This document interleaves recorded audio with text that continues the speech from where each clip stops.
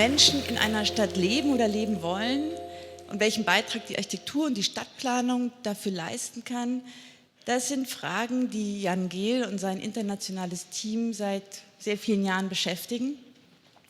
Von Kopenhagen aus, von dem Stammsitz, bedenkt und bereist er die Welt und hat ja in den letzten Jahrzehnten Hunderte von Studien gemacht über das öffentliche Leben und die Interaktion von Menschen in der gebauten Welt. Er berät zahlreiche Metropolen und sogenannte Megacities auf der ganzen Welt, Shanghai, Petersburg, Moskau, New York gehört dazu und New York ist das Stichwort. Jan Gehl sitzt mit einer Dependance längst auch in Amerika, in New York eben und auch in San Francisco. Und in New York, viele von Ihnen wissen das natürlich, hat er das Times Square befriedet, muss man sagen, umgeplant, neu gedacht und neu gemacht. Er kämpft, seitdem er, und das ist schon lange, als Architekt und Stadtplaner unterwegs ist, gegen das, was er nennt, das Brasilia-Syndrom. In einem Interview habe ich gelesen, ein Zitat dazu, das Brasilia-Syndrom ist, if the city looks fantastic from the air, but shit on the ground. Also diese Bird-Shit-Architecture setzt er the human scale, das menschliche Maß entgegen, mit dem Ziel, mit diesem Ansatz lebenswerte Städte zu schaffen. Ja, The Human Scale wird vielen von Ihnen was sagen, Titel eines Dokumentarfilms, der 2012 gemacht wurde, in München viel zu sehen war, Gott sei Dank. 2013 auch anlässlich der Ausstellung Life Between Buildings auf der Architekturbiennale in Venedig gezeigt wurde. Und ein Buch, was vielen von Ihnen ein Begriff ist, hier liegt es auch, Cities for People, Städte für Menschen, im Januar, jetzt eben gerade, auf Deutsch erschienen. Die ganze Geschichte mit Jan Gehl fand in Italien statt und ich dachte, für die, das kann man ja nicht voraussetzen, die Jan Gehl noch nicht gut kennen, den erspare ich so eine trockene Lektüre der Vita, seiner Vita und fand auf der sehr beeindruckenden Homepage einen kleinen Film. Es geht also um Italien, es geht um eine kleine Love Story und es geht auch um die Psychologie dabei. Und natürlich geht es um den Inbegriff seines Denkens, um Städte. Jan Gehl graduates from the Royal Danish Academy of Architecture in 1960. During this time, aesthetics and modernism are the status quo. As a young architect, Jan is focused on style instead of people. Jan meets developmental psychologist Ingrid.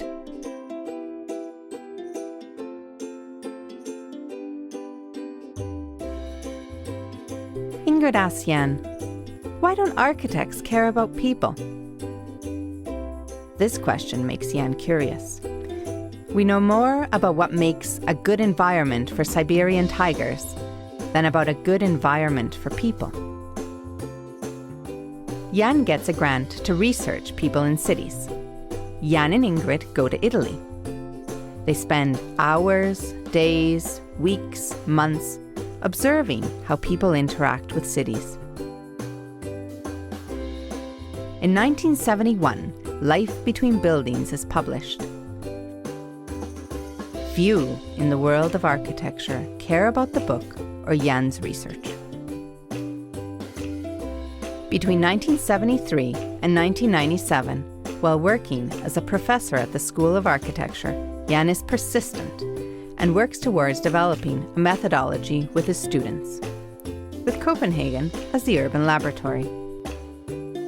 The city uses Jan's studies to make urban policy and implement public space and pedestrian improvements in the city. Jan meets Helle, a promising young student of his. Helle tells Jan that his research needs to be applied to cities, not only documented. Together, they create Gehl Architects. Since then, Gehl Architects has grown into an international team that has improved life in cities all around the world by collaborating with city authorities, developers, and organizations. From Jan Gehl to Gehl Architects, from a person to a team, from a Danish practice to an international network of people, passionate about making cities for people. Ich darf sehr herzlich begrüßen Jan Gehl in München. Jan Gehl wird erstmal eine Präsentation halten auf Englisch. Und dann freue ich mich sehr, dass Alexander Gutzmer zugesagt hat, schon wieder mit dem Salon zu kooperieren. Wo ist er? Hinter mir? Jan Gutzmer ist Chefredakteur des Baumeisters und wir dürfen diesen Salon zusammen mit dem Baumeister und Topos machen. Die beiden werden sich dann nach der Präsentation unterhalten und da wird es sicher hoffentlich auch um München gehen, denn ich und sicher Sie auch sind neugierig, welche Visionen Sie entwickelt haben im Laufe des Tages. Denn Jan Gehl war eingeladen von Studierenden der TU München heute den ganzen Nachmittag sozusagen Landmarks und wichtige Punkte der Stadtentwicklung Münchens, Kreativquartier, Kunstareal, Innenstadt zu durchlaufen. Selbstverständlich not with a car, sondern zu Fuß und auch nicht mit dem Fahrrad oder ich glaube, kurz war eine Rikscha dabei. Ja, darum wird es gehen bei dem Gespräch und dann haben Sie natürlich auch wie immer Gelegenheit, Fragen zu stellen. Das wird dann das Ende der moderierten Runde sein und dann folgt Open End und vielleicht gehen wir dann alle auf eine Weinschorle auf die Terrasse. Ich glaube, dann ist uns richtig warm. Also, Jan Gehl, thanks again for coming and I hand the microphone over between, there's one for you. I run the machine. Okay. Okay. I will run the machine.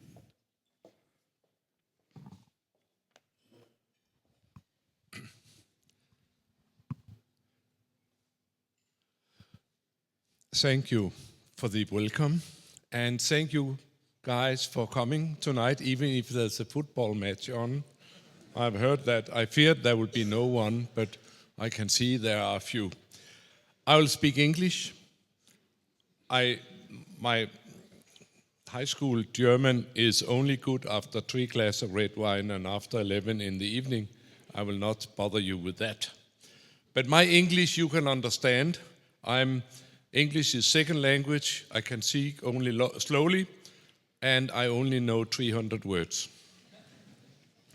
I only have 30 minutes. It's going to be the longest 30 minutes in my life. And thank you, Nan, for this introduction, which saves me the first half of my lecture. I never forgave the girl who made that cartoon there about my life in a short version. But now I can go over here, so I'm not in the way so much. Okay, my point tonight is to talk about the livable cities, because in the global society of the world, the cities are increasingly competing with each other on quality of life, on livability. And my point is that very much if we have a people-oriented city planning, we are very close to addressing the issue of livability in the city. That will be my subject for today. Bing.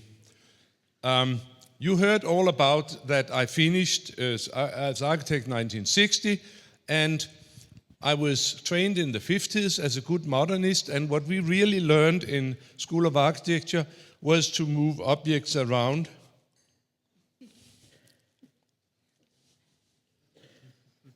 Bingo, this is a good city.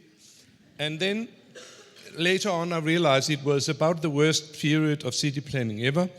That was the ideas of the modernists of Corbusier and the other guys, and saying that city was bad, freestanding building was good, street and square was bad, grass was good.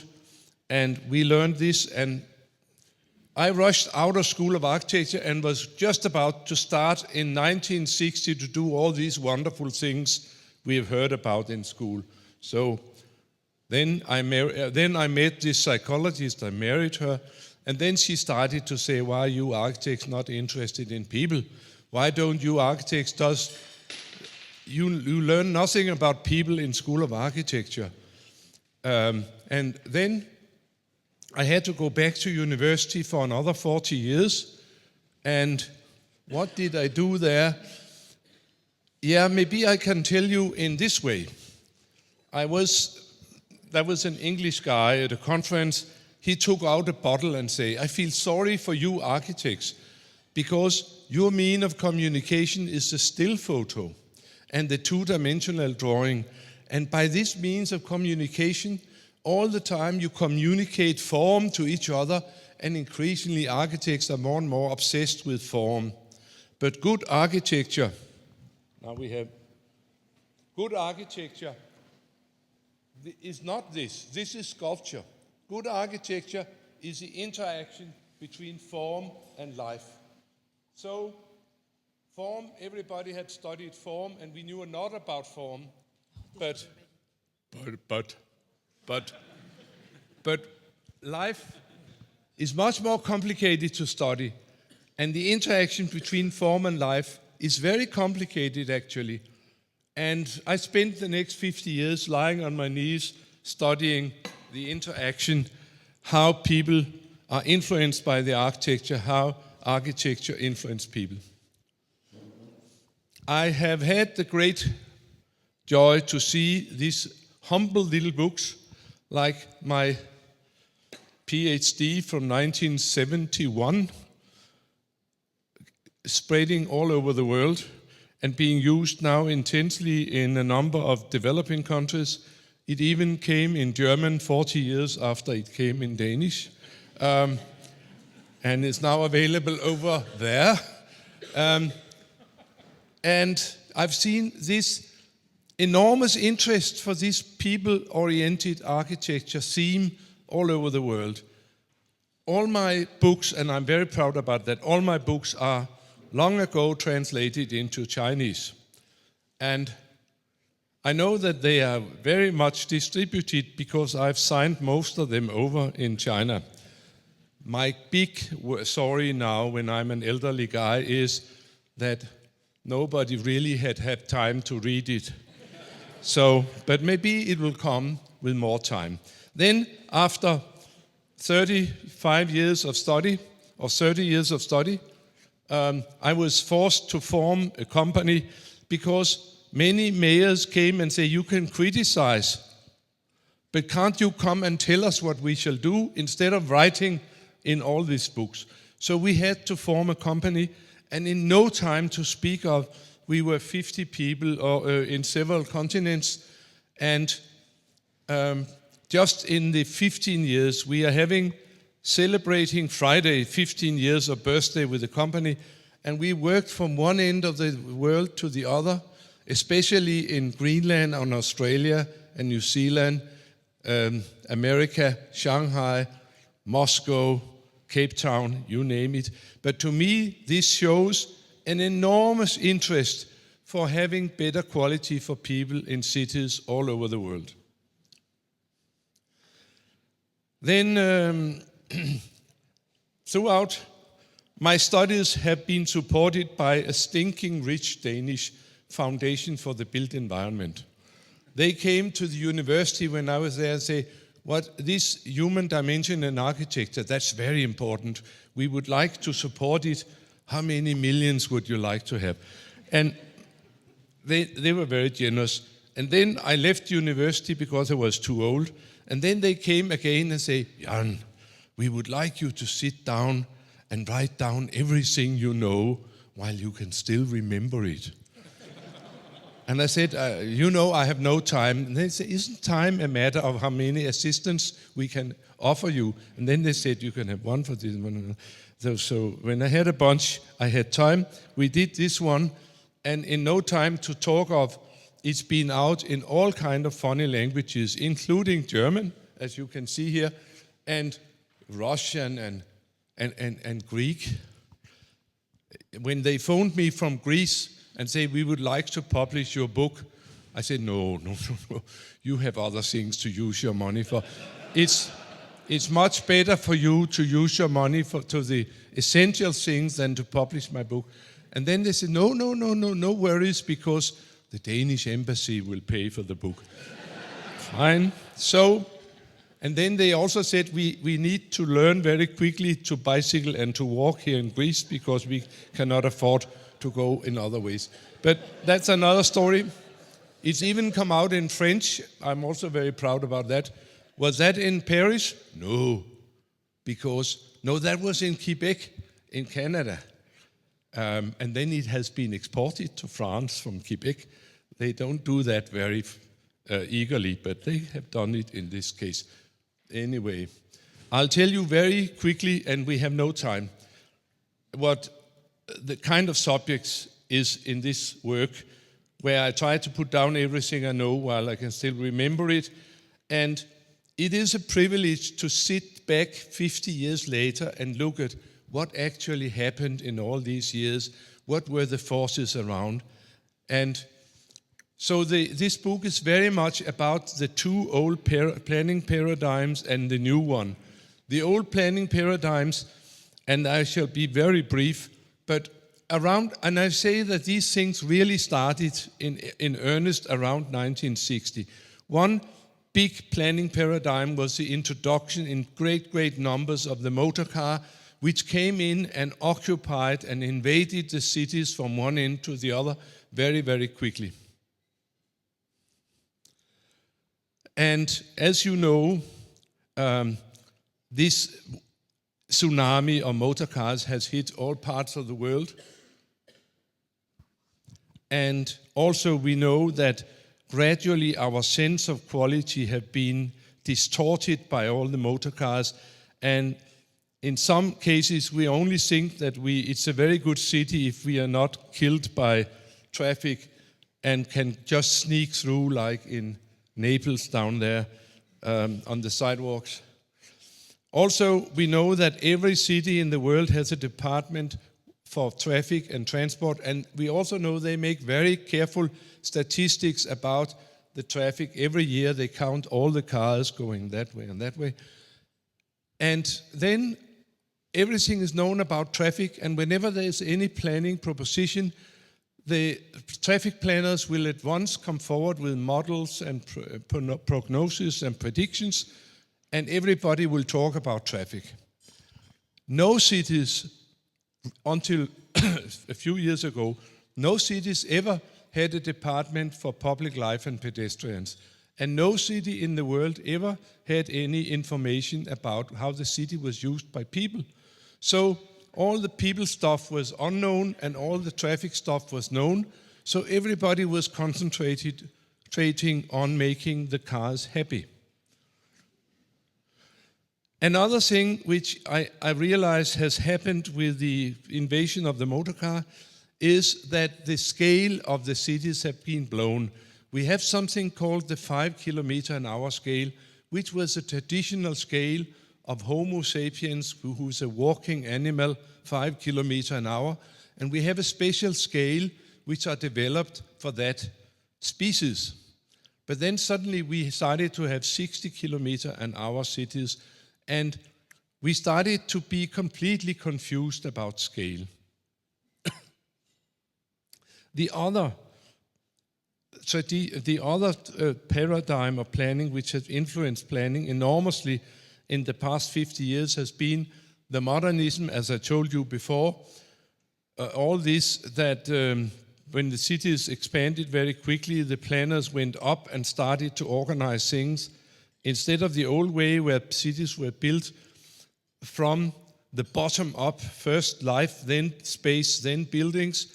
Now they started to do the buildings first, then they looked out and saw if there was any left over space, and then they called the landscape architect to do some landscaping.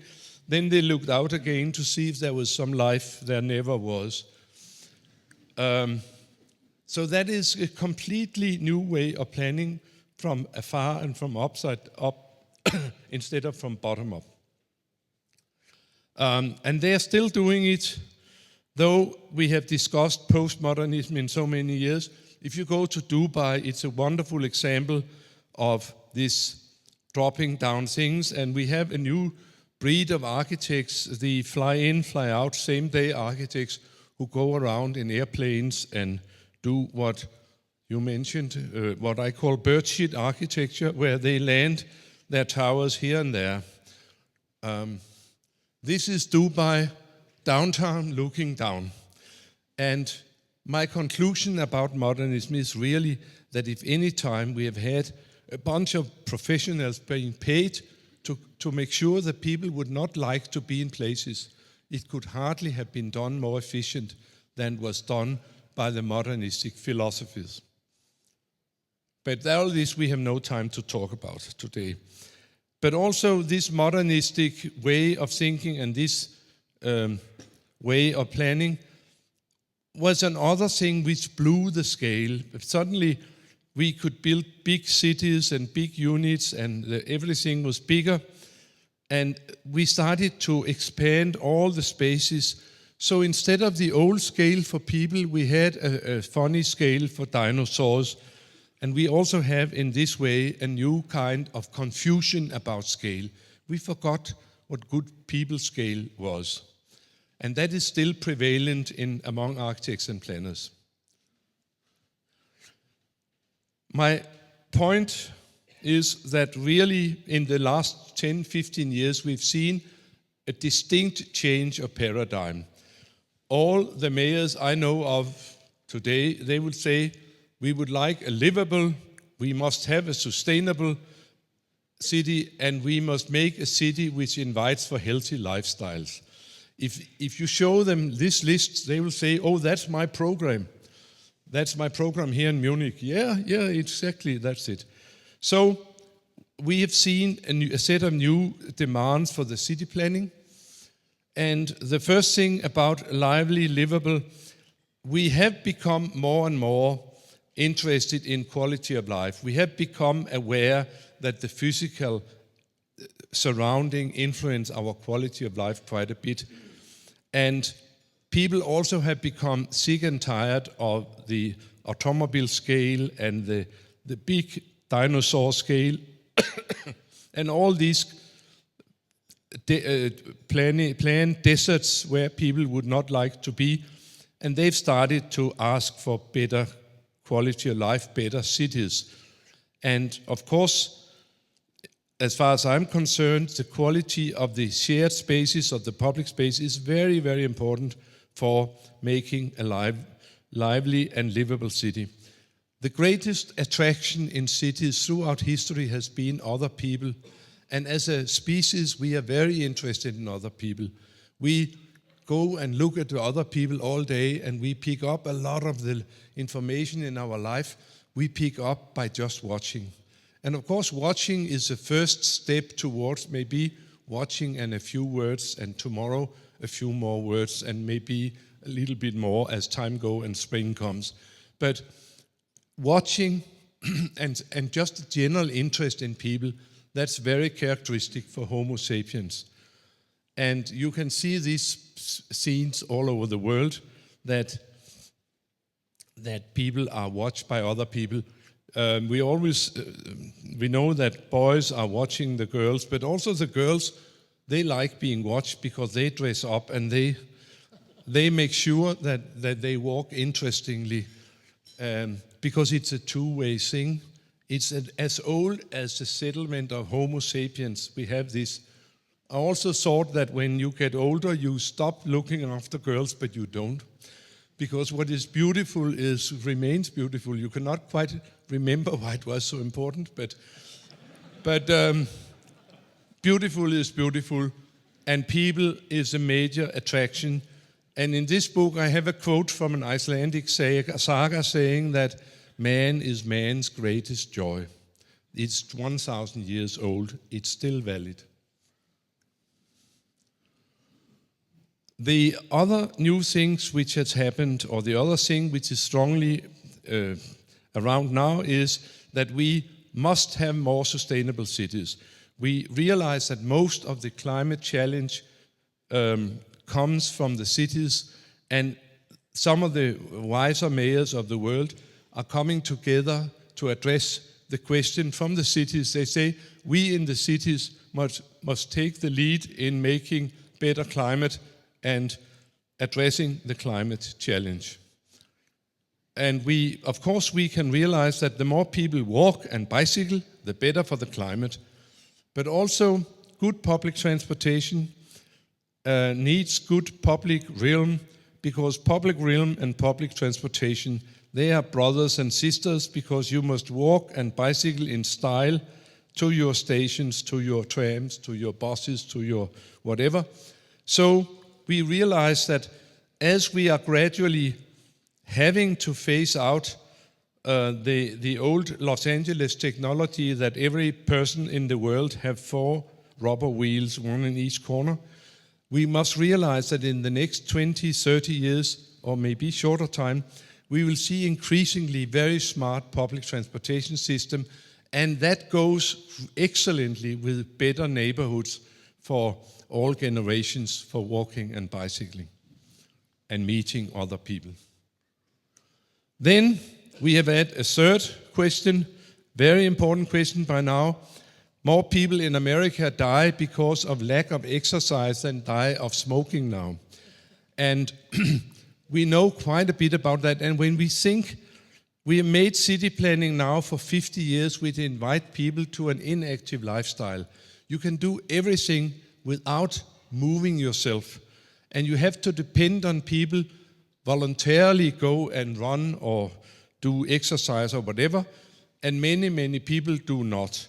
But then, of course, we can realize that we can make city planning so that walking and bicycling is a natural part of ordinary life. And it's not only Sunday, it's every day.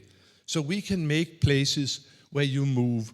And I know from doctors who study this kind of thing that if you have moderate exercise for 1 hour a day, that may be that you walk for an hour or bicycle for an hour or combinations, then you can have 7 extra years of life to look forward to. And most importantly, the quality of life in the old days will be much better if you move during your life. And you will be much cheaper for society in your old days because you will not need so much to go to the hospital and the doctor. So they think that making good city planning where you walk and bike is the best economic health plan you can make in the 21st century. We also have from World Health Organization this statement that they say to all cities in the world, please make people walk and bike as much as possible. That is very important for world health.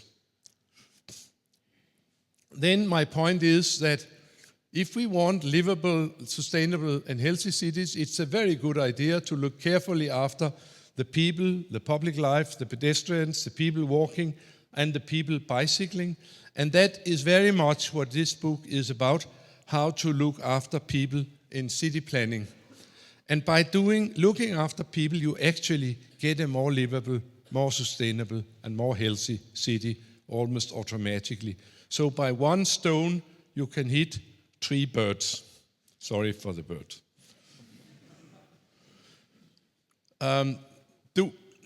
Do we have cities which have this specific policy? In this city, we do everything that you shall walk and bicycle as much as possible. Oh yes, we do have by now quite a few who have this specific policy. One of them is my hometown of Copenhagen, and they have been at it for a very long time. They were very lucky in Copenhagen because they were not destroyed in the wars, and they were not destroyed by the planners in the 60s or the traffic planners in the 70s. It has more or less survived. And in this city, they started not as early as Munich, but very early. In 53 years ago, they started to push the cars back.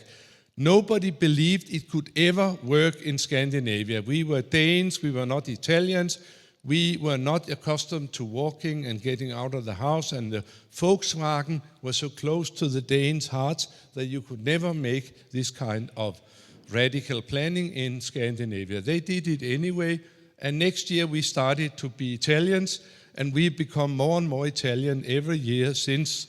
And we realized that when we were not Italians, it was because we had no space to be Italians. It was all occupied by cars. Copenhagen was the first city in the world where systematically the life in the city was studied and recorded, and we did it in the university, and that was conveyed to the city hall. And after a little while, they started to use all these statistics about life, because we were able to prove that if you did something to make a better quality for people, there would be more people, they would be more happy, they would buy more stuff in the shops and whatever. And so there was a strong collaboration between university and city.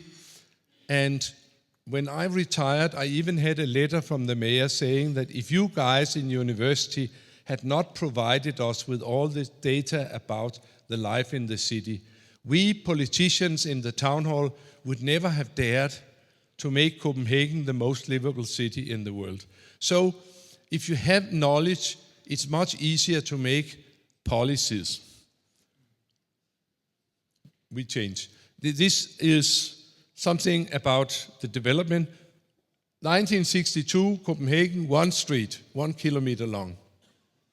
Today, this is the inner city and all the areas which have in many ways been treated to make it better. And I can see now that all this is about 4 steps. The first step was to look after the walking, so that was pedestrian streets. The next 20 years was more and more leisure time, better and better economy. People have been out traveling and seen nice places. They've been to Munich or to Firenze or other places, and they came home and asked to have a nice city where they lived. And we saw the cappuccino culture spreading all over the world. So that was the era where all the squares were taken in and cleared of parked cars, and people sat down and had cappuccino. Then the next period was increasing emphasis on leisure time, on fun, on play, on sports, on activities, and we started to have much more playful architecture, much more inviting people to be active, to swim in the harbor, or to run up and down funny places.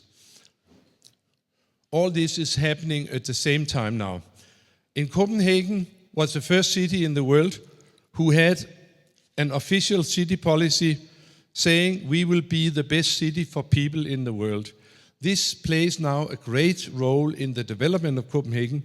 Every developer who comes down to the city architect with a project, then she will say, what have you done for this goal? What have you done for this goal? What have you done for this? Go home and improve your project and come back again. I brought an extra one for the mayor of Munich here, so for a little bit of inspiration. But maybe what I think is the most interesting thing about Copenhagen is that it's not about the city center, it's about the city. So they have this policy to improve conditions all over the city. And for years they've been in the city center and in the neighborhood centers, but now they're treating all the ordinary streets, which was a lot of asphalt. Now they're articulated with two-way streets and median and street trees and bicycle lanes. And the thing now is that the whole city should be walkable, be safe and enjoyable.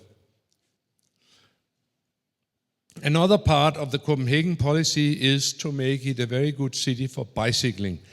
And for 50 years now, they have improved the bicycle network, bicycle lane network, and they have made proper bicycle lanes all over the city.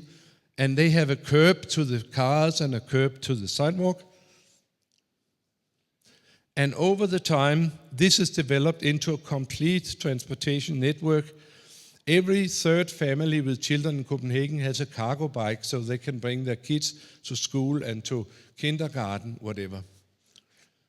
The big thing in having a good bicycle system is the intersection with other streets. And they have done a lot to make it safer and safer and safer. If you need a good bicycle system, it should be integrated with the other transport systems, so it is a system. And in Copenhagen, just many cities have this now, but also here, you can take your bicycle for free with the trains and in the metro, and this is extremely popular.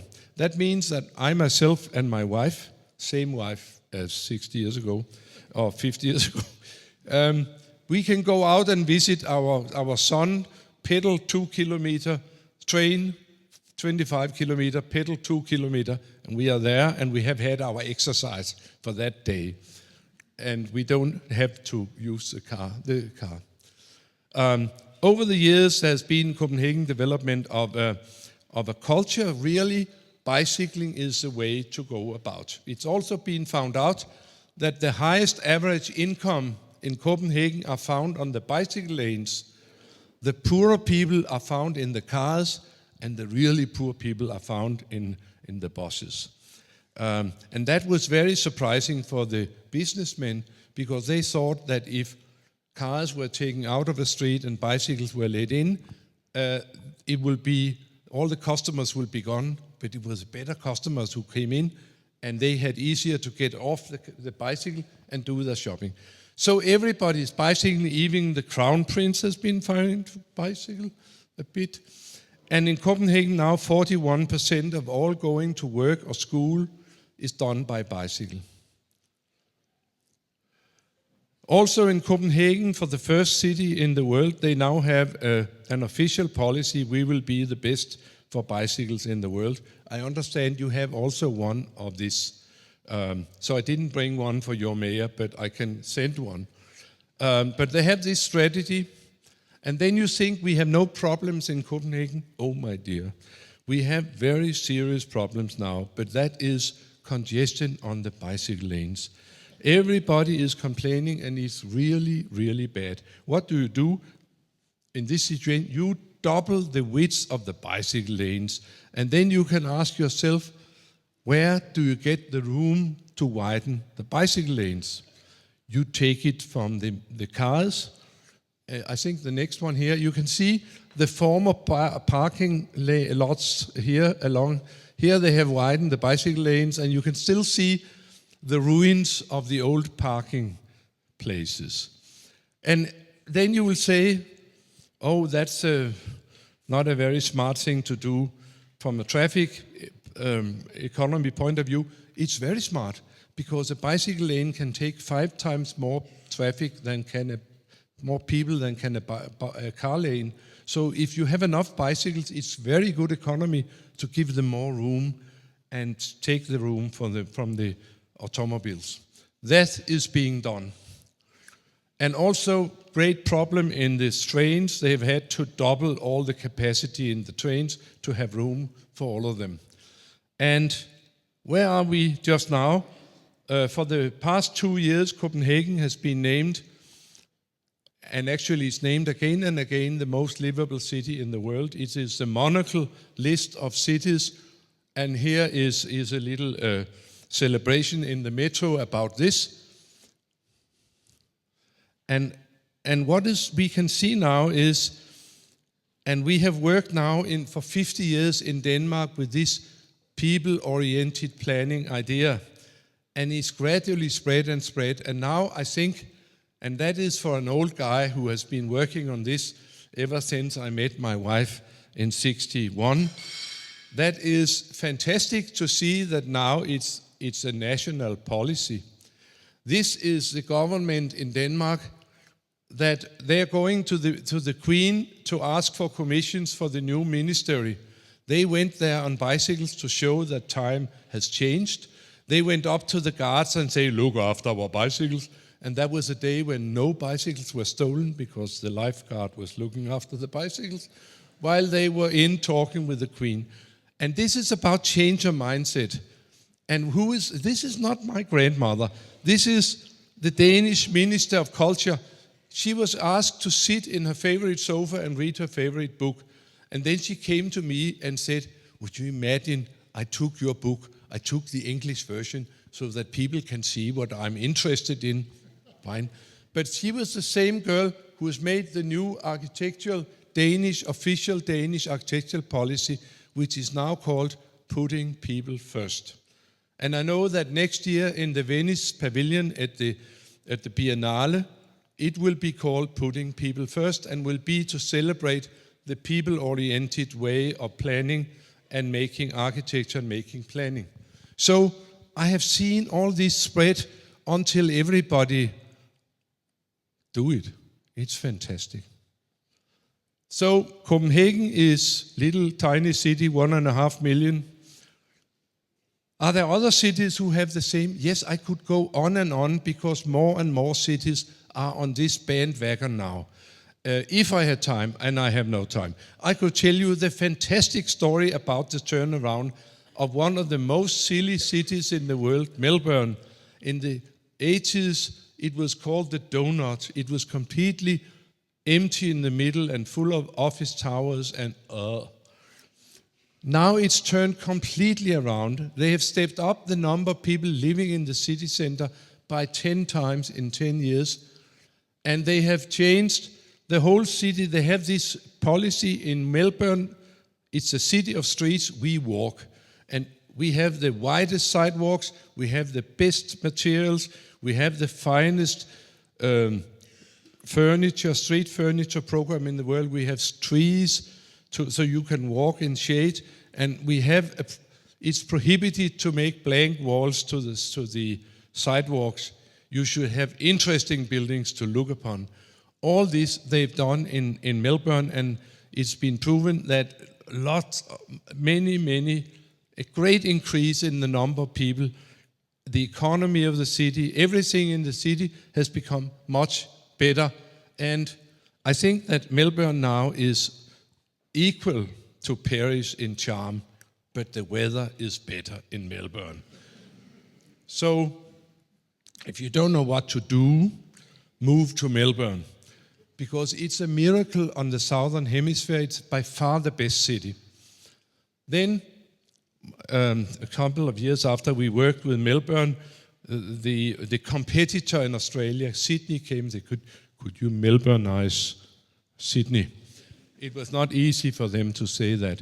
And they are now full speed. They want to make Sydney green, and they have policy of walking and bicycling.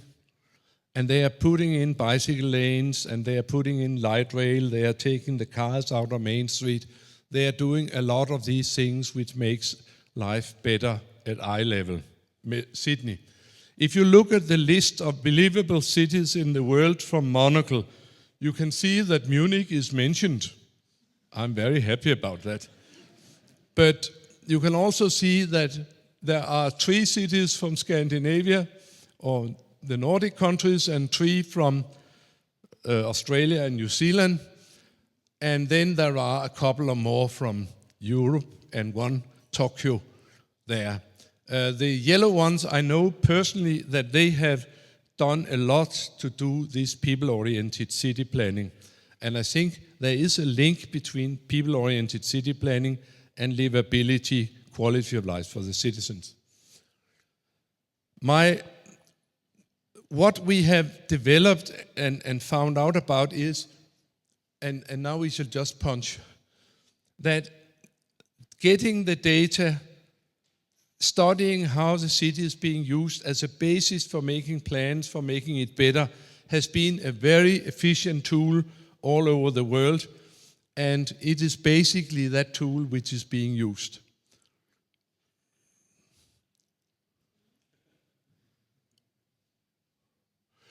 Next. Oh my dear. Sorry, the half hour is up. I'll speed up. No, very short story. New York, Michael Bloomberg, mayor, 2007, he made the big plan. He said that New York will be the most sustainable metropole in the world. He was head of the C40, all the mayors who got together to make cities more sustainable. And he said, we'll be first. I'll show you what to do in New York. He had this plan to get rid of commuting to Manhattan, 1 million cars a day, don't need them. Take my subway, walk from the subway, and my city is flat, it's compact, streets are wide. We'll make a fantastic system of bicycle lanes so it could be the most bikeable city in the world. He had this plan of 5,000 kilometers of bicycle lanes. And the moment they started to have this plan, they popped up in Copenhagen and started to lie on their knees to see how they could do things. And then they whispered, "We want a city like this one. When can we start?" And then I was quick to say, "Let's start on Monday." And then we started the following Monday because they're Americans. So they're very quick. We were commissioned, and then they started. This is 9th Avenue without bicycle lane in the morning and with bicycle lane in the afternoon. They are very quick in America, and they are pouring these bicycle lanes out, and they're pouring it, just wait a moment. Yeah, they're pouring it out all over the city, not only on Manhattan, but in all the boroughs. Then they started to think about, we have no benches, we cannot sit and enjoy the city. We have no sidewalk cafes in New York. We are just walking on the sidewalk all the time. We must have some good public spaces, like in Rome or Paris, and we would like to have a boulevard like Champs-Élysées. And then our eyes fell on Broadway, and it was believed that Broadway Boulevard has a good sound to it. And then it was decided to work on start with Broadway Boulevard. The sidewalks were widened, bicycle lanes were put in, and then after a while we started to think about that maybe it would be possible to stop the traffic in Broadway and create some wonderful public spaces just in the places where most people in New York were gathering. That would be Times Square, Herald Square, Union Square, Madison Square. That's where Broadway crossed the boulevards. And then, being American, they said, let's do it. And this is in the morning of 2009. And this is Times Square later in the day. The moment they stopped the traffic, people started to take over, and they've been there ever since. To get this through the political system, the mayor said, "Oh, don't worry, it's only an experiment. It's only an experiment." Half a year later, he came out and said, "Experiment? Oh no, it's the biggest success for 100 years in American planning history." Now you can go to New York and you can do flick-flacks and soccer and yoga on Times Square.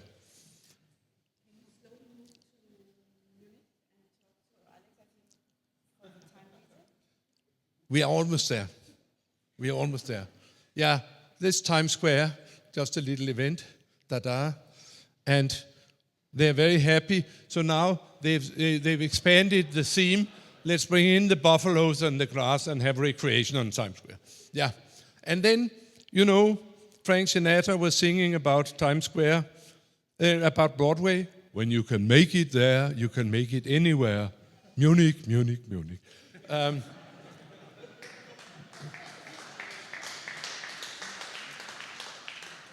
In Moscow, the mayor heard this singing, and he came running, or his deputy mayor came running and said, "We want a New York miracle done in Moscow. We would like you to humanize Moscow. You have 12 months. Moscow was a little bit of a, because they had this idea that freedom communism is the right to park everywhere without paying. That was how it was, but it's not so anymore. But they have a few cars. This is an ordinary little street, a wonderful little Moscow street. This is Main Street, Moscow, where, because they had not enough parking, they were allowed to park on the sidewalk, and there was 1 meter left for people. Not so good compared to, say, Champs-Élysées. Then we were hired again in Moscow to come over and do a study, and they published all my books, and I made sure they read them. And the mayor said to me one day, "What will be in your report?" I said, "Yeah, parking on Main Street is not a very good thing. I'll mention that."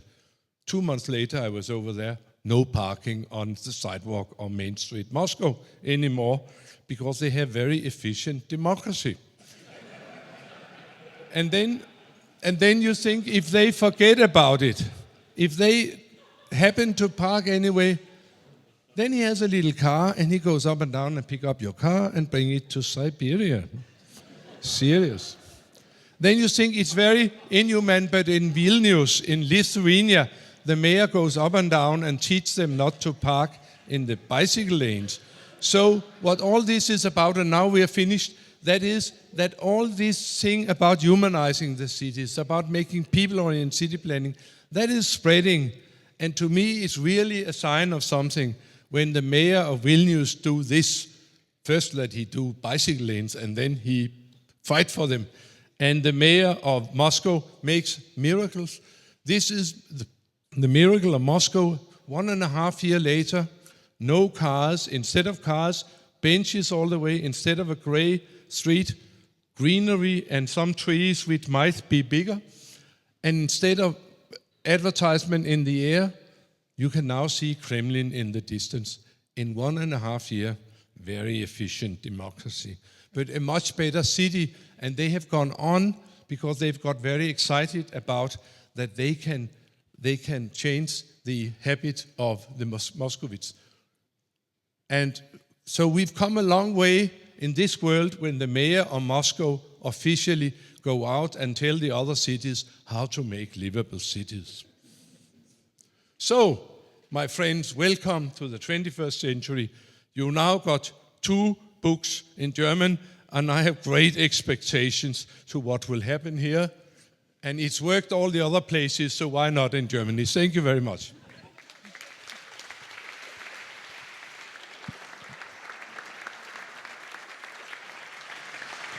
Thanks a lot, Jan. Have a glass of water.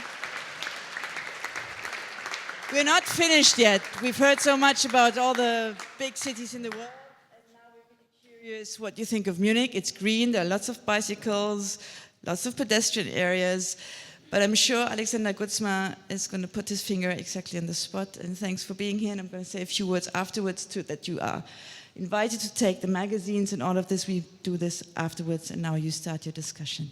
Yep. Thank you very much. Welcome from my side also. We've seen Munich is number 8 in the Monocle list. That, of course, isn't enough for us. So the question right now, the first question for me would be, and I think we're going to see some images of the walking tour that Jan Gehl did today through Munich, through different parts of the city. So basically the question, don't run away now. How did you like it? How did you like Munich? Is it a livable city, the one that you've seen today? I'm not a very great believer in doing a 3-hour walk in a city and then have a firm idea about how the situation is. But I did see many nice things. I also saw a number of unsolved problems.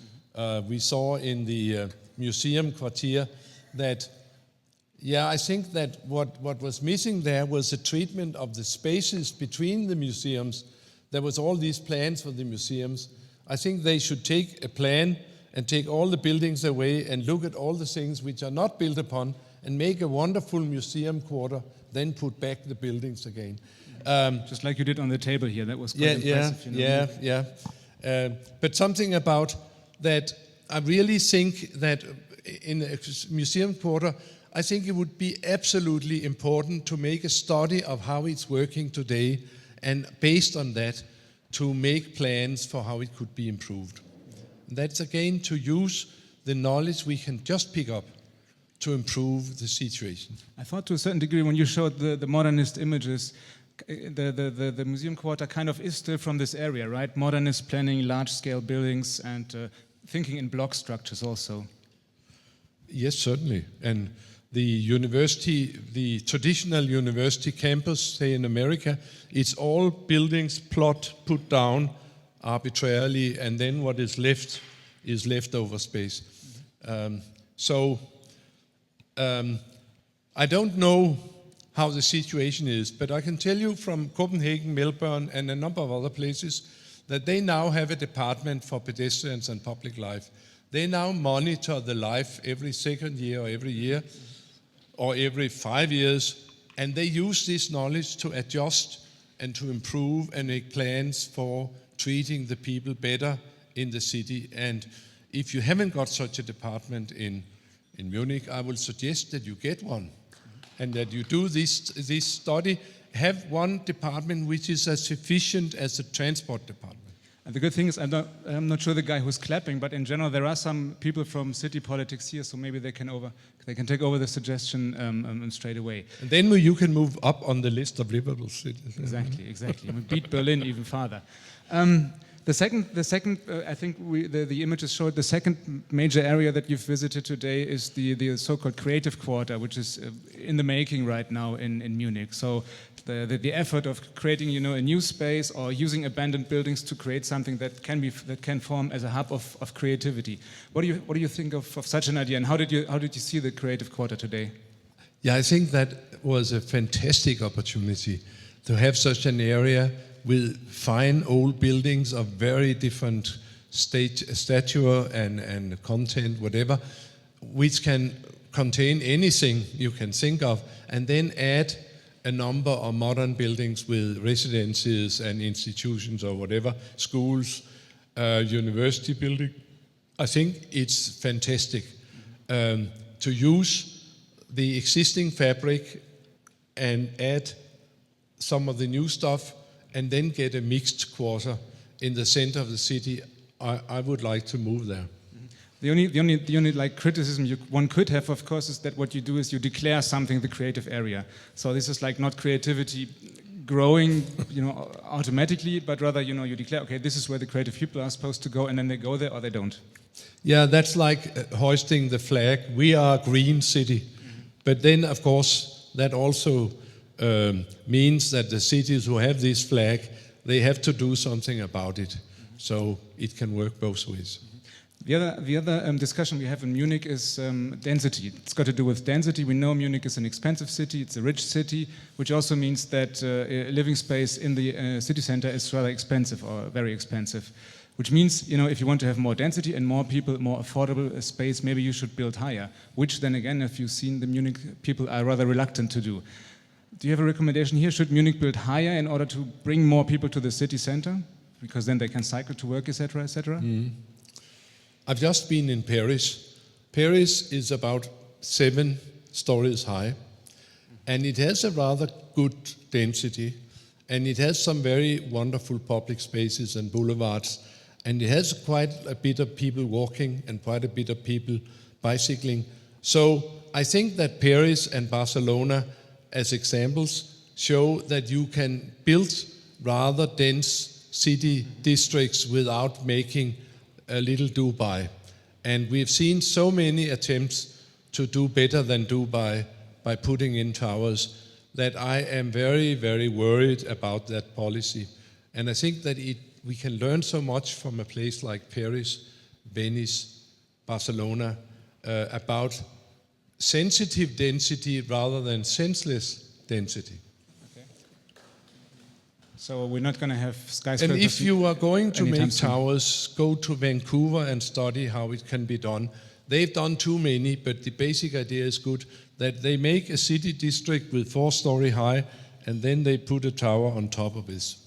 So you can never see the towers until you're 5 kilometers away. One thing that you don't seem to like very much is cars, if I took your presentation correctly. Then, we're in a city that doesn't only produce cars, but also that likes cars. Do you think cities, like good cities, necessarily have to be car-less? I'm not sure. Maybe one or two of you might even have come here by car. Who has come by car? Oh no, don't say. Okay, that's a lie. I don't believe you. That. Anyway, that's 3 people. He's very brave. Yeah, he's scared of you taking his spear. What about cars in the city center? Do we need car-free city centers in order to make it livable? Yeah, I tried to make the point that with the introduction of cars, we lost our sense of quality, our sense of scale, and threw a number of qualities out of the window of senseless use of cars. There are by now many, many very good examples of mixed streets and of, instead of being fundamentalism, say traffic street or pedestrian street, we have about 8 different types of streets now. So it's something about how many you should have and what they are used for. And much car use is not necessary. And if we look a little bit, if we look at the health situation, there are some arguments there. If we look at the sustainability, there are some arguments there. And we are running out of resources and we are running out of room. We cannot have 9 billion Homo sapiens running around with a rubber wheel in each corner. There's no room for that. So we are in a threshold where we are towards new technologies of mobility. And then they say if we have chauffeurless cars, automatic cars, the world will be happy again. But that's just a gimmick from the automobile producers to make sure they can continue to produce a lot of new stuff. They always go for new technologies which they can sell to us. But I think that gradually we should be more critical about what we use the cars for. Of course, the cars are very useful for certain things.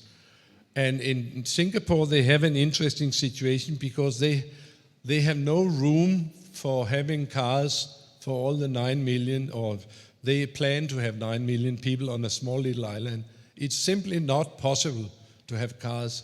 But then they have a number of other good ideas. But still we have ambulances, fire trucks, and a few deliveries and whatever. Exactly, but that means there are different ways of using cars in a more efficient way. Maybe not everybody needs to own it. I mean, the main problem is not cars that are driving, but cars that are just standing around. 9/10 of the time, cars are just standing. So models like Drive Now, where you share cars, you're not opposed to these models, right? No. And certainly I think that in denser city areas, it should even be a rule that people do not own cars in this area. And if you want to own a car, you go to the suburbs and have a garage, fine. Or you hire a garage somewhere and live in downtown. But I think that if you have 100 families in a downtown situation, they in the basement have 10 shared cars, that could easily solve the problem of their mobility. Mm-hmm. And that's a new way of thinking in a big scale. But I think that in the dense cities, all these enormous parking garages have no meaning and no sense. Yeah, definitely. BMW still won't like that, but I think that's indeed the way forward. One thing that really comes up in your presentations a lot is the city of Copenhagen, which kind of seems to be a role model. But then, Copenhagen is kind of a rich city also. So the question that I ask myself is, to what degree Copenhagen can really become a global role model? Can we go to Mexico City and tell them, okay, look how nice Copenhagen is. You should become like that also. At times it seems a little bit, far-fetched or even unrealistic. Thank you for coming with that question. Because my point is that the cheapest thing you can do in any city in the world is to make infrastructure for people walking and people bicycling. That is much cheaper than any other infrastructure you can ever think of.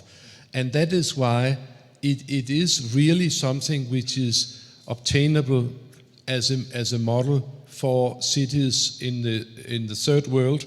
And there are interesting examples like Bogota in Colombia, where they have had for a certain period of time the specific policy that to make a better economy for the poor people, we should make sure that they can walk and bicycle and go and find job, and they could have also efficient public transportation, because 80% of the people have no cars, and all the investments went to the 20% who had cars, and some of the mayors have turned this around, say, now let's use all the money for the other guys, and that will be better for the economy of the city. So that is a very good example of using city planning as a social and economic political means. Okay, I agree with that. Although, what you've also said is that it's not as if the whole world is following your way of thinking to the same degree, right? There are certain areas which are sort of not getting it yet, or which don't follow your suit, like China, right? Would you say that China is also understanding, the way of thinking that you suggest and is following it completely? We happen to do a lot of things in China, and our latest big city study is about the French concession in Shanghai. And also there are signs that the Chinese are regretting some of the things they have been done. But it's not about some funny Scandinavian ideas. To me, it's something about the Homo sapiens as a species, that we, by studying how Homo sapiens is made, how it senses, how it moves, how it kisses, and how it moves around, that by taking that as a departure point, we can actually improve our city planning. And all the old cities did that automatically. And it was only after 1960 and the introduction of the pre-planned cities or whatever, we started to forget everything about who was to live in these structures. So it's not something which is Scandinavian at all, it's something which is Homo sapien.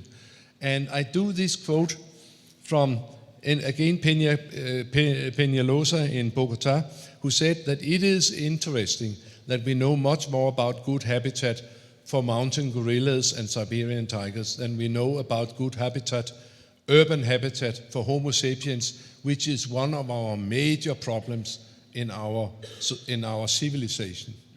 In the film The Human Scale, there's one really funny scene which is placed in Chongqing, where your team, I think, suggested to transfer a street into a pedestrian area, and they do it, and it's night, and the next morning they come back again, and unluckily the policemen have opened the street again, so it's once again a street. So kind of in that situation, apparently people didn't quite get the idea, right? Or the policemen didn't. Yeah, you will see that. You will see that all the time, that the battle goes to and fro.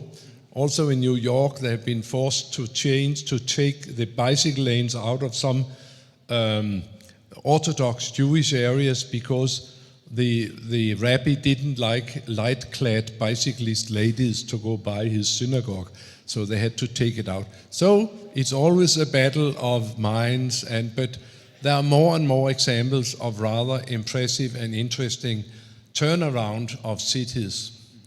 I think that what I really would like, I would even say that we have become quite good in cleaning up existing cities after the invasion of the motor car and have better solutions, better balance between cars and other people.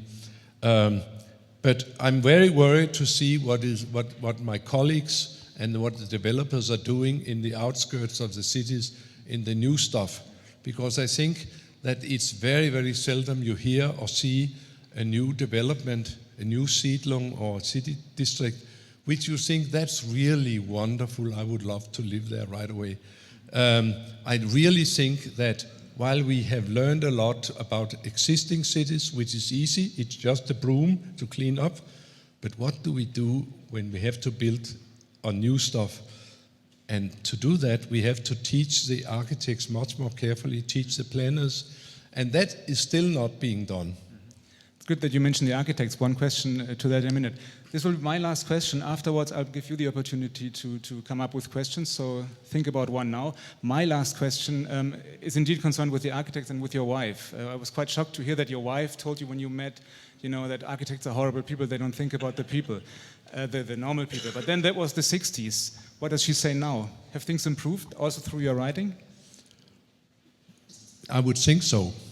I tried to make the point that in a small nation like Denmark, where these thoughts have been around and been used by cities, whatever, for 50 years, it's now been quite widespread, so you can see all levels in society thinking that's the way to do. And that's also why the Danish pavilion next year in Venice will be about the human dimension in architecture and planning. So I've been able to see this change of mindset, and it's very much about a change of mindset after all the mindset changes we had with the modernists and the motorists. And it's interesting, if we have the history here, that the first one who pointed out that this was not the way to go, that was Jane Jacobs in 1961, who yelled from New York, if the modernists and the motorists are going to make our cities, they will be ruined. It's taken 50 years until the mayor of Moscow says this is the way to do. And to me, that's a good sign. Good sign. Even the mayor of Moscow and architects have gotten it. Ladies and gentlemen, questions from your side. And I think we'll pass around the microphone. I think bicycles are a great idea when the weather is nice, but what's the solution in cities like Munich? We have winter, we have rain, we have storm, and what would you tell the people who should use the bicycle all the year, because the whole city planning is like that? Why do they bicycle in Greenland? No, it's valid. We also have a bit of winter in Scandinavia. And I know from Copenhagen that 70% of the people who bicycle on a good summer day, they can also be found bicycling on the winter day, because they have the bicycle and they have the outfit and the seasons are changing. The other thing which the city of Copenhagen does is they always start clearing the snow from the bicycle lanes and from the sidewalks. Because when it's snow and icy, if bicyclists or pedestrians fall, it can be very, very expensive and very serious. If there's snow on the road, the cars drive very carefully and they get a little bump here and there, no problem, no hospitals. But the bicycles, that could be. So they clear, and if they have enough capacity, they go on to clear for the cars also. So that you can do a number of things. But I know Canadian cities where they bike madly, yes, we are just been commissioned to do a bicycle plan for Singapore, where it's very hot, so you get driving wet in no time. But still, they have the plan. When they can't use cars, they must use train and bicycle. So what's the solution for Singapore then? The solution for Singapore would be to have a great number of wonderful neighborhoods where you can walk and bicycle over short distances, and a very efficient system of public transportation which could bring you to everywhere. It's very dense, it's very flat, it's very compact, and they cannot have room for cars. Very interesting problem. Another question? There's one over there.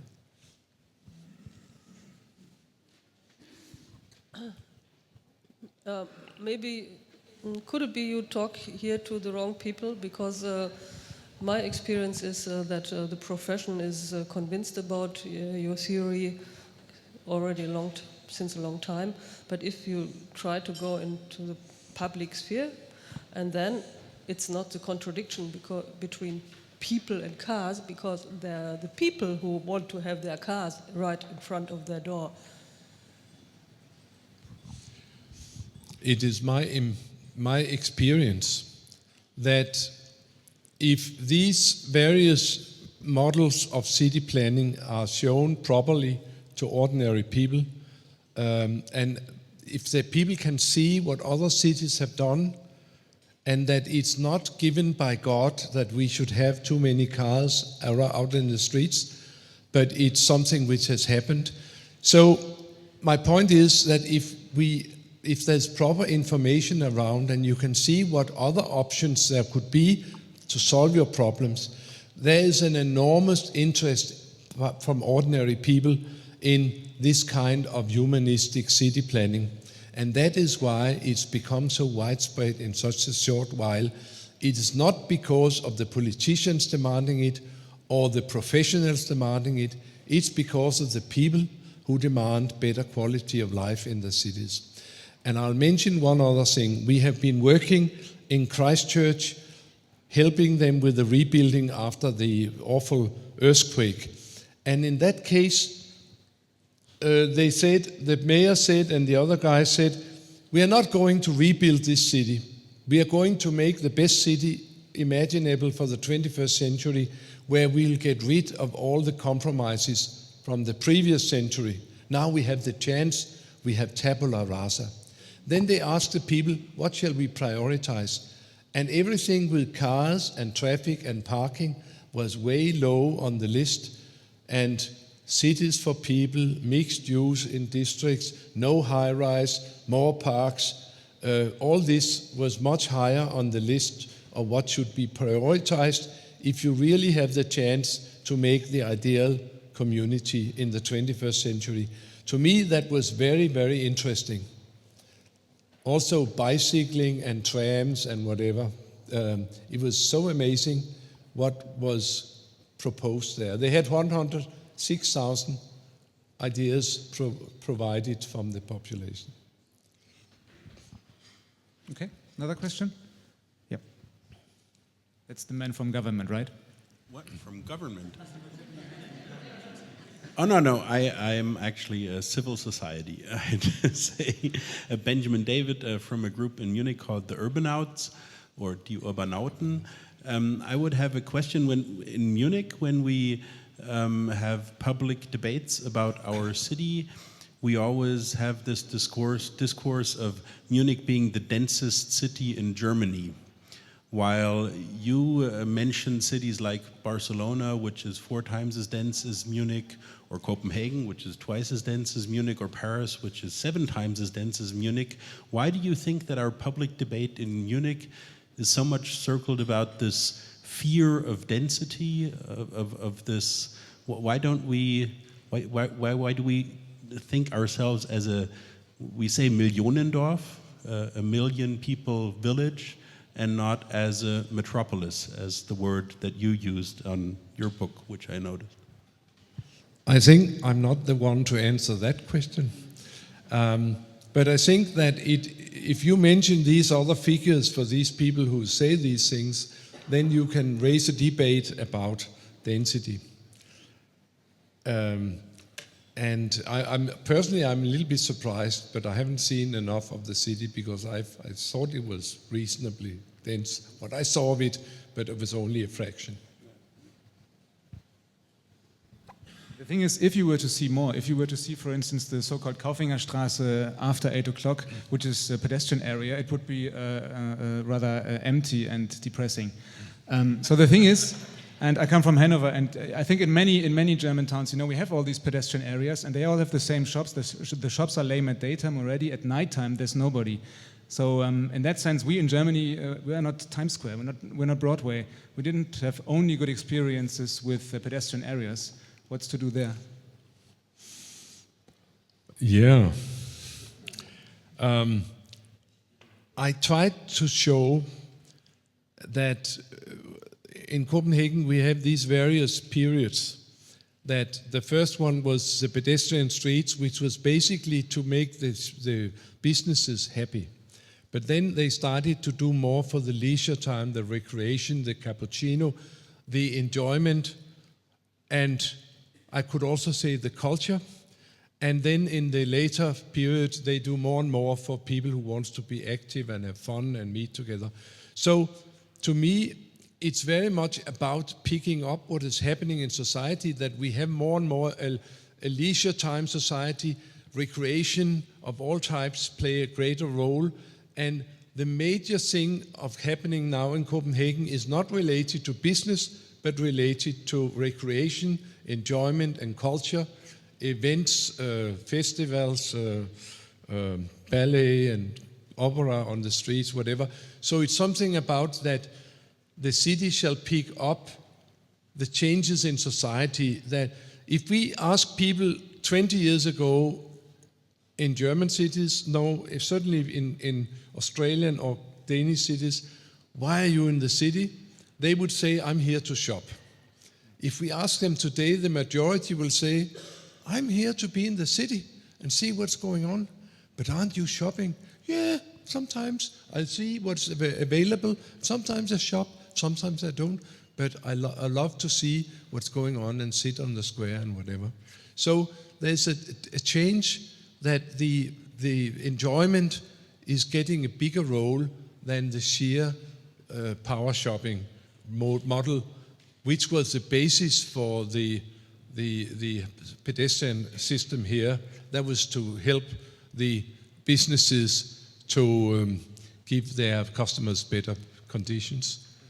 So it's something about that times and society is changing. No, and I like the idea that, of course it's about the right mixture, but it's also about really reading society and reading trends that are in society and kind of enforcing them. Right? Yeah. Other questions? I think there was somebody here. Over there. Can you pass them? We have just about covered all subjects. Maybe. Thank you very much. I would like to challenge a bit the fact that you use the Monocle index, the ranking from the magazine Monocle, in order to evaluate cities' livability. So I had two questions following each other. The first is whether you think rankings make sense in analyzing cities, whether the social and cultural specificities and the degree of criticality involved allows to create rankings, and if you believe so, whether you'd be tempted to make a Jan Gehl ranking. The last thing sounds good. I should say that, all this ranking is funny stuff. They have 3 different lists. And it's interesting to see because they have different criteria. But there is, the cities which come out are generally in the same bunch. One particular thing in all the list is that there's not a single city from UK, from England, in any of them, which is a great sorrow for Prince Charles. But so they have different criteria. I do think that some kind of measurement is interesting and valuable if it's used with sensitivity, which I was not doing. I know that cities are very, very interested in, say, comparing how many citizens are walking in our city. And in Sydney, when we were able to prove that any city with 4 million should have 80,000 people on their main street every day, and you only have 40,000 here because you only have 3-meter wide sidewalks on Main Street. And that cannot take more than 40,000. And then we could say with confidence that if you widen to the double width, you will in 5 years have 80,000 customers in your shops. Yoo-hoo! That was easy. So these figures and comparisons can be used to put perspective in what you've got. But I think it's correct to be critical about these various rankings. Study the criteria closely. I use the ones where Copenhagen is most favorably mentioned, of course. No, I got that. But I like your way of thinking, and I would even follow up on it with one more question. If I look at like the list that you've shown us today, these are all nice cities, but then, to be honest, these are not the coolest cities on earth. People still want to go to New York, and they still even might want to go to Los Angeles. So maybe this quality of life thing is only one way to judge a city. Maybe a certain cultural intensity is another criterion, and there it wouldn't be always Copenhagen, Zurich, Melbourne, and even Munich winning. In Canada, they have an organization called 880. And the point is that if we make cities where the kids of 8 years are happy and the people of 80 years are happy, then we have a better society, and those in between will find their way.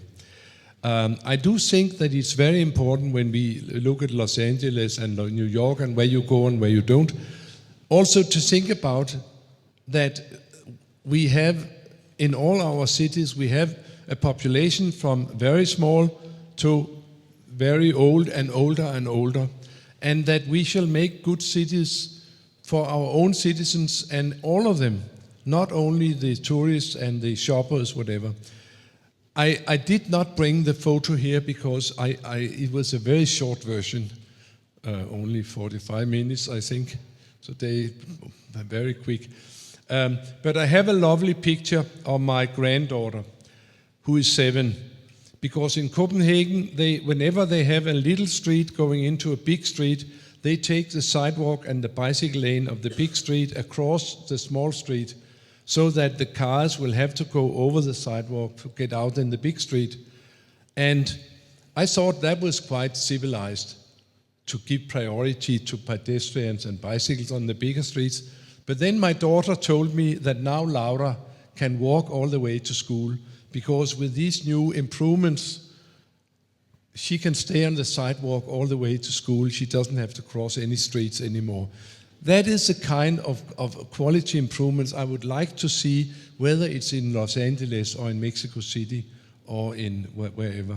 I completely agree. But then still, I mean, this is nice, but is this also the atmosphere that you have when you have a proper metropolis, which is also to do with maybe a little bit of the uncanny even, you know, things that are not nice and civilized and everything. So aren't we losing that if we have all these pedestrianized areas and everybody's... the city's made for 8-year-old kids. No, you can still have Christiania in one corner. Good point. Yeah. But of course, it's very nice to have areas of this kind of type, and I'm sure that they will be in all the cities anyway. There was one part of my lecture which I didn't show, which I called the livability test. I certainly think that all these qualities you mentioned should be there, but they are not so good always for the 7-year-old going to school. You're right. And they are not always so good for the old guys like me, who is closing up to 80 years, who are, and there are more and more of us, and we stagger around for another number of years. So we have to make a good quality for and there is no contradiction in having some of these things you mentioned and all having good quality for the other guys. I think that we should be very concerned about the basic qualities for Homo sapiens. And we were made to walk as a walking animal. And my point of view is that if we can do some part of this in a good city for that, we will be better off and have more fun with each other also. Who would say no to that?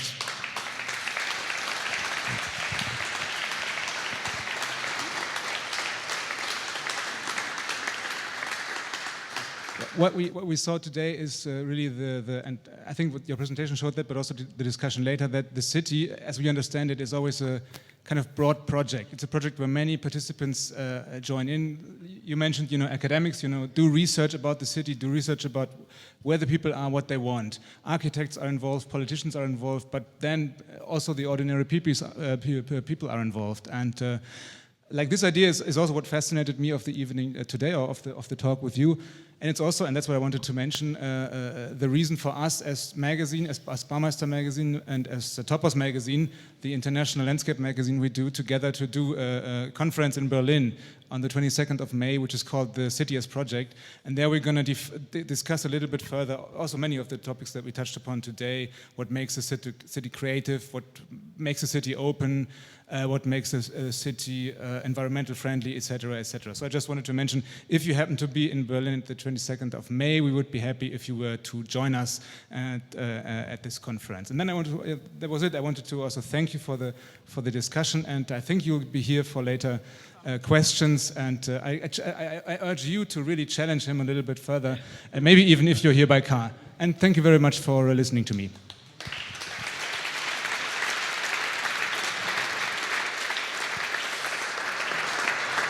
Ein letztes Wort von mir. Ich möchte mich herzlich bedanken bei der TU, beim Lehrstuhl für Landschaftsarchitektur und öffentlichem Raum, bei Professor Keller, Agnes Förster und ihrem Team, die diese Kooperation, Jan Gehl in München, das ist nämlich bei weitem nicht nur dieser Abend gewesen, ich hatte es vorhin kurz erwähnt, es gab den Spaziergang heute Nachmittag, der ausgearbeitet wurde von Studierenden des Lehrgangs, des Lehrstuhls, und dann gibt es morgen um 9:30 Uhr, ich weiß nicht, ob Sie sozusagen da schon wieder Jan Gehl bereit sind, aber morgen um 9:30 Uhr gibt es in der TU einen Vortrag, der öffentlich ist im Oskar von Miller Forum. Alexander Gutzmer, danke für die Kooperation. Es ist immer schön und macht Spaß, und Sie sind natürlich eingeladen, die Magazine, solange sie reichen, mitzunehmen. Sie liegen da am Ausgang. Und talking about books, we talked a lot about books, und da verbinde ich Dank sehr gerne mit Werbung. Ich möchte auf den Büchertisch, den wir dank der Buchhandlung Werner, auch da mache ich sehr gerne Werbung für, hier heute Abend anbieten können, hinweisen. And I'm sure Jan Gehl is happy to sign his books. Da gibt es auch die DVD, Human Scale und ja, diverse Bücher, die heute angesprochen wurden. Radio München überträgt den Salon seit Anfang des Jahres und auch das möchte ich zum Anlass nehmen, mich mal herzlich zu bedanken und Sie auf Radio München hinzuweisen.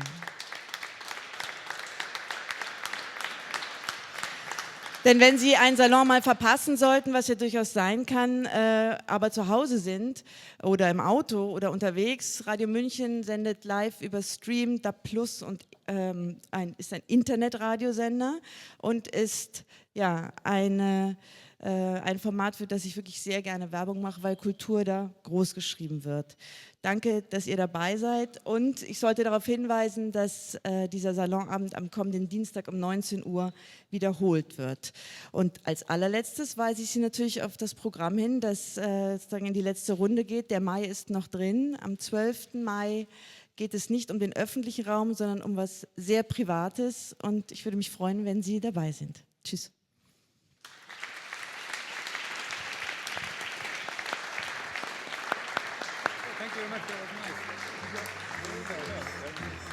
Look out! Watch it! Stop what you're doing. Don't think that you can have my love to waste. Careful, easy, bad things are brewing. Look out, brother, you can be replaced. You're handsome and you're winning. Sure, you're the greatest.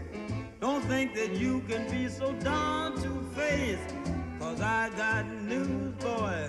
Here's the latest.